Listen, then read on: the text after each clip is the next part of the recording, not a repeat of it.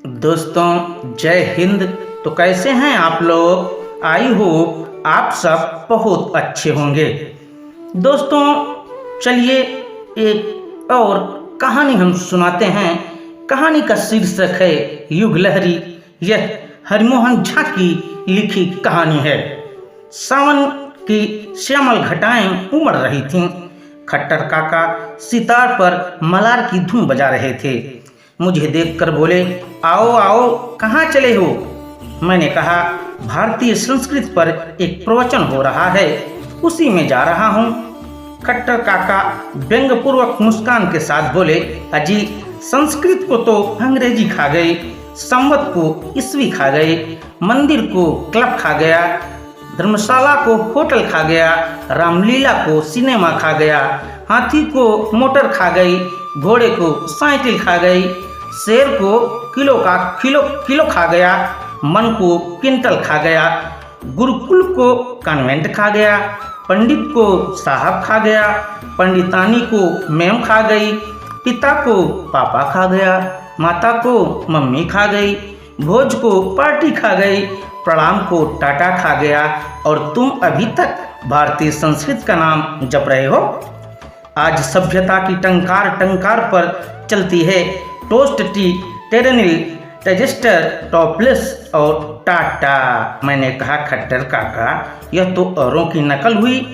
खट्टर काका बोले, अजी हर एक युग में ऐसा ही होता आया है। पंडित लोग जो मिर्जई पहनते हैं वह क्या वैदिक युग की वस्तु है?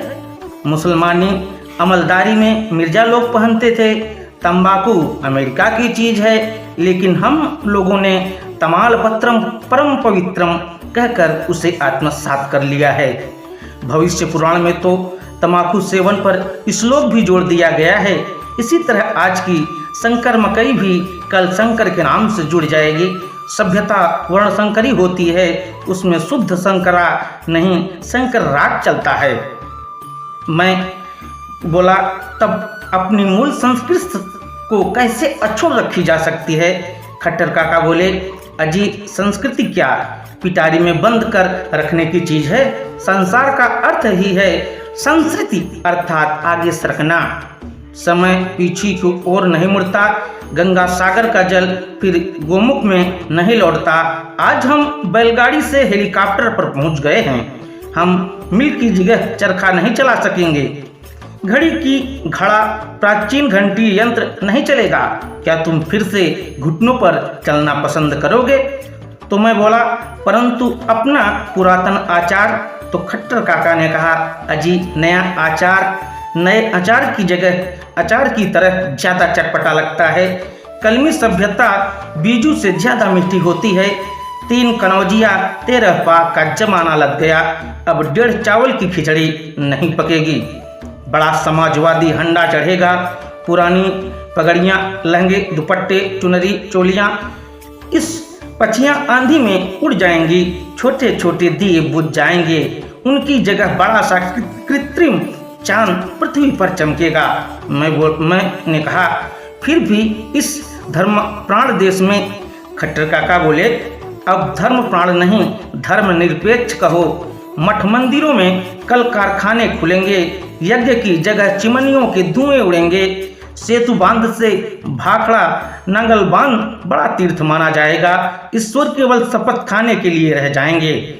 मैंने कहा, लेकिन हमारे नैतिक सिद्धांत तो बहुत ऊंचे हैं। खट्टर काका ने कहा, हाँ सिद्धांत तो बहुत ऊंचे हैं, वसुधैव कुटुंबकम। लेकिन जब सिद्धांत पर बात आती है तो कुटुंब में कुटुंबत शुरू हो जाती है।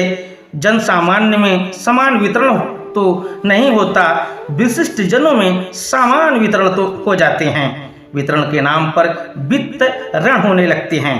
अभी सत्याग्रह के स्थान में सत्याग्रह चल रहा है। जो छक्का पंजा जानते हैं वे ही सत्ता हथिया रहे हैं। लिंग, वचन और क्रिया के सम्यक प्रयोग केवल व्याकरण ही में सीमित रह गए हैं। कार्य चला गया, उसके स्थान में निर्वाचन का अधिकार आ गया। आज जो अधिकार की गद्दी पर बैठते हैं उन्हें अधिकतर धिक्कार ही प्राप्त होते हैं। मैंने कहा, खट्टर काका जनतंत्र के विषय में आपका क्या मत है? खट्टर काका बोले, अजी जिस तंत्र में एक विद्वान से दो मतों का मत अधिक मूल्यवान माना जाए, उसे मूर्ख ही पसंद कर सकते हैं, क्योंकि उन्हीं की संख्या अधिक है। बहुमत वाले मत वाले बन जाते हैं और गुणी जन गौड़ पड़ जाते हैं। वैशेषिक का सूत्र है, द्रव्याश्रितो गुण, अर्थात गुण द्रव्य पर आश्रित रहता है। यही बात समाज पर भी लागू है, क्योंकि गुणी व्यक्ति भी धनियों और बनियों पर आश्रित रहते हैं। इसलिए जनतंत्र वस्तुतः धनतंत्र बनकर रह जाता है, सुजन तंत्र नहीं होकर स्वजन तंत्र हो जाता है, कहीं कहीं स्वजन तंत्र भी। मैंने कहा, फिर भी लोकतंत्र? खट्टर काका बोले, लोकतंत्र क्यों कहते हो, थोक तंत्र कहो। पर्दे की ओट में नोट की बदौलत ओट की लड़ाइयाँ लड़ी जाती हैं, कभी कभी लाठी की चोट पर भी, इसलिए थोक तंत्र भी कह सकते हो। मैंने कहा, परंतु यह प्रजातंत्र? खट्टर काका ने कहा, प्रजातंत्र मुट्ठी भर लोगों के लिए मजा तंत्र है, शेष के लिए सजा तंत्र। भाषण की अधिकता है, राशन की कमी। जब शासन कुशासन की तरह चुपता रहे, तब अनुशासन कैसे रहेगा? रामराज या ग्राम राज के बदले बढ़ता हुआ दामाद राज चल रहा है। सस्ती के साथ मस्ती गई, अब इस महंगाई में बाहर कैसे गाई जाएगी? कभी कभी चीनी के अभाव में गौड़ी संप्रदाय की शरण लेनी पड़ती है। अभी वल्लभाचार्य भी रहते तो अपना मधुराष्ट्र भूल जाते, क्योंकि चौराधी पते रखली मधुरम जंगल युग थी, जिसकी लाठी उसी की भैंस आधुनिक समाज का नारा है।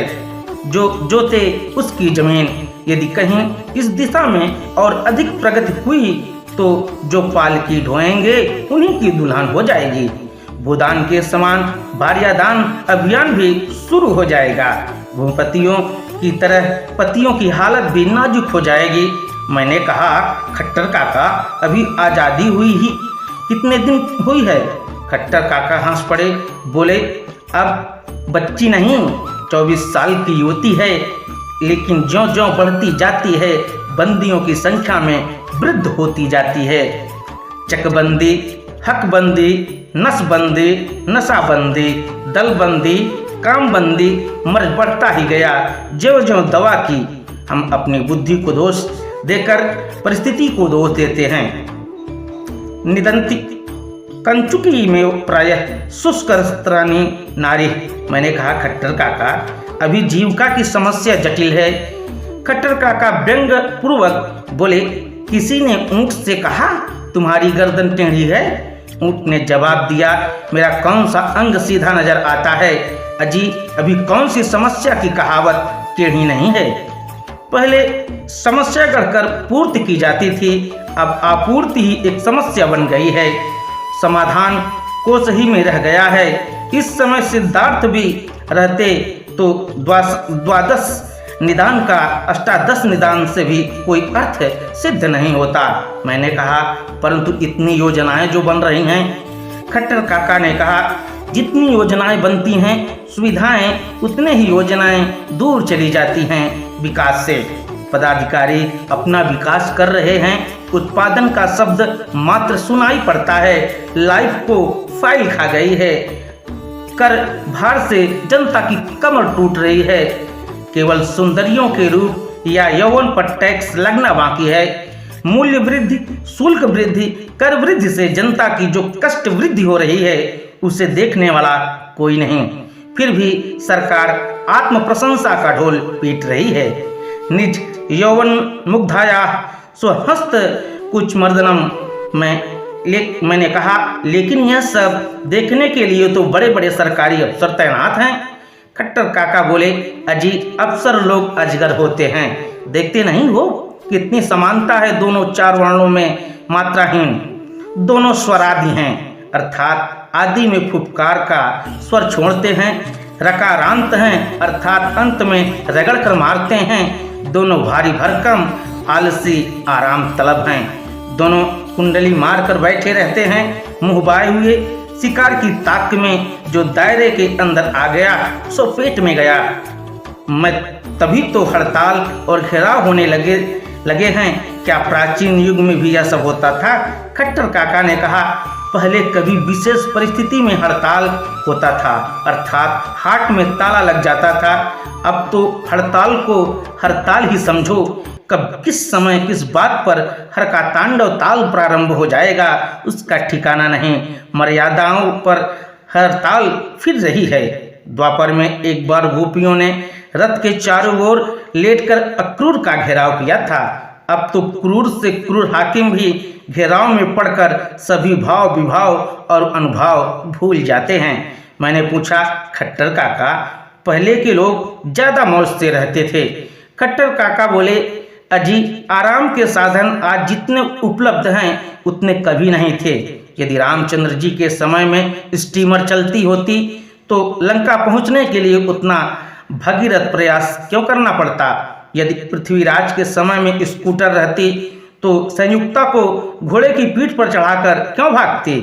अगर मलकाओं के जमाने में मोटर का मजा रहता तो वे पालकी गाड़ी में बैठकर क्यों चलती?